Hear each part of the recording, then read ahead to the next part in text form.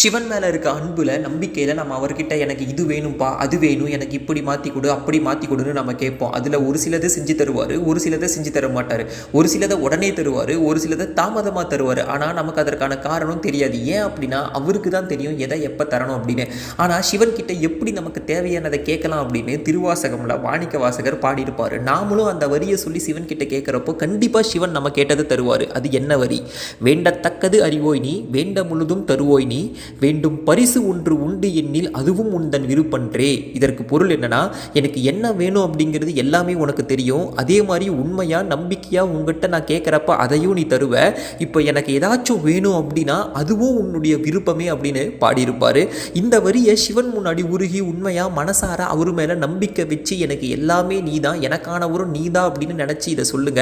எப்ப சிவனை நினைச்சாலும் பார்த்தாலும் இதை சொல்லுங்க. கண்டிப்பா சிவபெருமான் நமக்கு எது நல்லதோ அதை தருவார். சிவாய நமக.